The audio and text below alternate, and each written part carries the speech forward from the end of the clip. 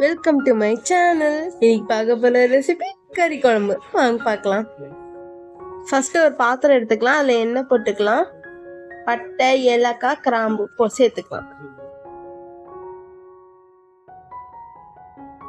Next கருவேப்பிலை கொஞ்சம், cut பண்ணி வச்ச வெங்காயத்தை சேர்த்துக்கலாம்.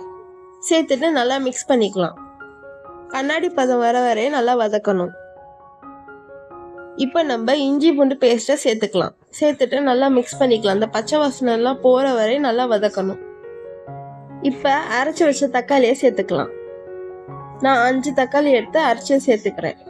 3 வெங்காயம், 5 தக்காளி. இப்போ தேவையான உப்பு சேர்த்துக்கலாம். இப்போ 1/2 ஸ்பூன் மஞ்சத்தூள், 2 ஸ்பூன் தனியாத்தூள், 1 ஸ்பூன் மிளகாத்தூள் சேர்த்துக்கலாம். நல்லா மிக்ஸ் பண்ணிக்கணும். கட்டி இல்லாம நல்லா மிக்ஸ் பண்ணிக்கணும்.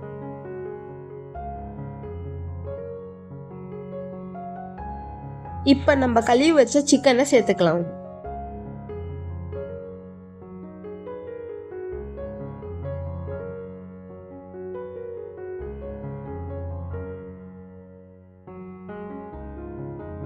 இப்ப கொஞ்சம் தண்ணி சேர்த்துக்கலாம். சேர்த்து நம்ம கறியை வேக விடலாம்.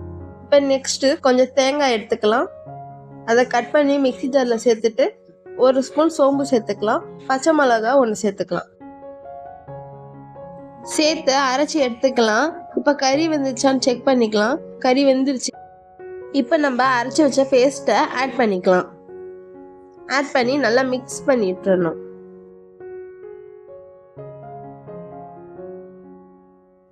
லாஸ்ட்டாக கஸ்தூரி மேத்தியை ஆட் பண்ணிக்கலாம். இப்போ நம்ம சுவையான கறி குழம்பு ரெடி. எவ்வளோ டெம்ட் ஆகுது பாருங்க. செம்மையா இருக்கும். கண்டிப்பா வீட்டில் எல்லாரும் ட்ரை பண்ணுங்க. பிடிச்சிருந்தா சப்ஸ்கிரைப் பண்ணுங்க. தேங்க்யூ.